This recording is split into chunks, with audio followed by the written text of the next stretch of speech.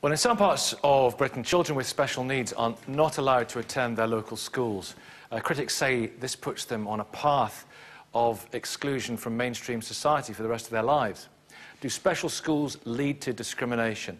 And of course, Jonathan, before the Gillian Duffy day, you were the huge story when you confronted David Cameron about this, about your fight to get your son into mainstream education.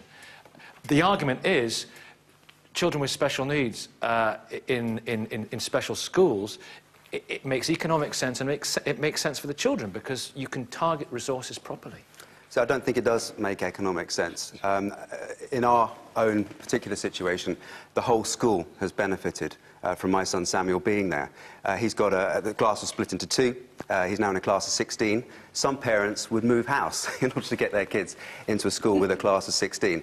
You know, they're all getting... Why has it been split into a class of 16? Because they felt there wasn't enough space for his wheelchair in the class, so they've got another class teacher. And actually, that's, you know, the cost of an extra class teacher. In a special school, the cost could be approaching £100,000 a year to have a child with Samuel's quite complex needs in it. So actually, it makes economic sense. The whole school is benefiting. But I think most importantly, it's about where our values lie and what we're committed to. And we need to be committed to inclusion. This isn't just about the parents or just about the children, although they are, you know, absolutely central in this. It's about the whole way we treat the disabled in our society. Do we feel that they have a right to be included just like everyone? Is there going to be a bias towards the people who face the greatest challenges in our society? I think we must unequivocally say yes and be committed to that path. The Conservative Party said, you know, we want to end the bias towards inclusion. I think that is an incredibly dangerous statement, and that's why I confronted David Cameron about it. I think we actually need a proper commitment towards inclusion. And I think when we go down that road, which we haven't seen from the Labour government either, I don't see great proposals from the Liberal Democrats, so this is not a party political point. I think they're failing across the board, but we do need that commitment to inclusion. The powerful point you make is that it's better...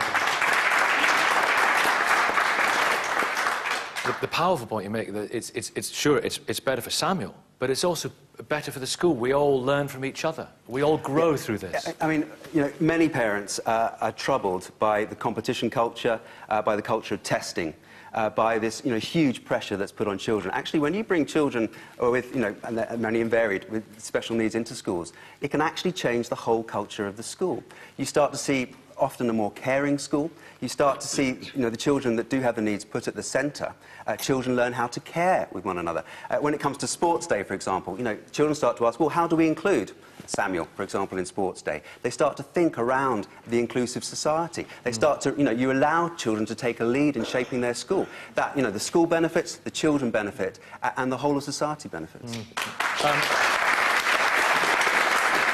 How would you deal with this situation? You know, after the encounter with David Cameron, I had a lot of people saying exactly that, and I absolutely agree. And you know, the point that I was trying to make is we need to have mainstream schools which can actually cope. And it's not about, you know, here's a mainstream school that hasn't worked, so mainstream education won't work. It's we have to resource the mainstream schools. Do we have the money for this? We have to have the commitment. Do we have the money for this right now? Yeah, I think we do. I mean, you know, let's just say, hypothetically speaking, we could take an entire special school, in a sense, and all its provision and all its resources, and move it, lock, stock and barrel, into a mainstream context. For example, you know, that would actually provide, if you like, a school within a school, and then you start to work around that. So, you know, parents are being let down right across the board. Parents are being let down with special schools, and they're being let down in the mainstream sector. And that's why we need the commitment towards inclusion and to work these things through. So Professor Peter, perhaps, is the argument. Yes, come on. Yeah, I think equally there is evidence that actually the inclusion of children with disabilities in schools brings all the benefits as Jonathan was just mentioning.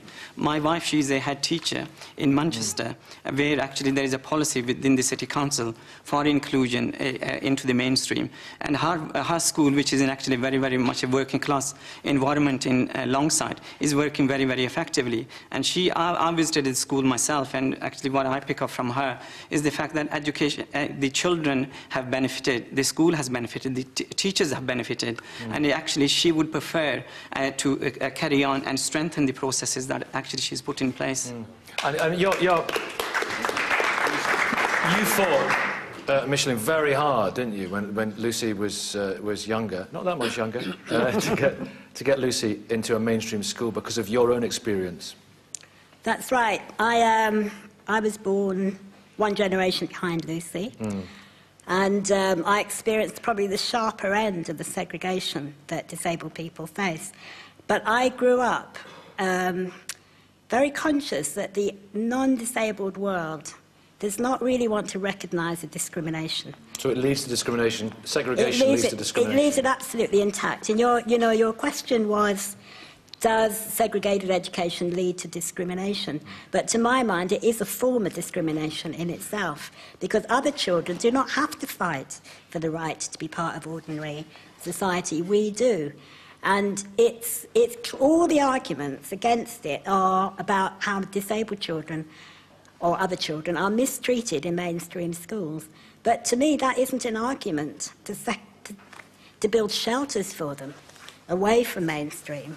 That's an argument to face the discrimination. So Lucy, what did it, being in a mainstream education, did it give you at the time? What has it subsequently, legacy-wise, left you with? I think, for me, I have a very kind of similar young adult experience to most of my friends that are non-disabled, and I think that says a lot. I have a very independent life and a job that I really like, and I've travelled a lot, and I've kind of got to experience the world in the way that my peers do, which is still very unusual. I don't know many other young adults who've had similar experiences to me. I guess the other thing I want to say, I did a piece of research for the DCFS about discrimination in schools around disability, and this argument about bullying particularly, bullying was worse in the specialist schools of disabled children. That was across the board, because it all gets internalised.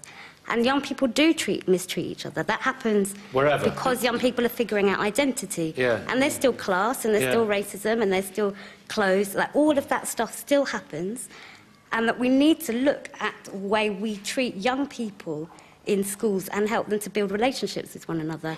And also, young people, if you compare young people with similar impairments, I'm not just talking about children like me that come out of mainstream school, who was obviously someone that was able to access the academic kind of side of school, but you look at young people for very, very severe impairments that are in mainstream schools and the same in segregated provision, and you look at the outcomes as they grow up, and it's always the young people that come from segregated provision are more likely to be in residential care as adults, to not have jobs, to experience the mental health system, than young people with similar impairments in the mainstream when it's done properly. And OK.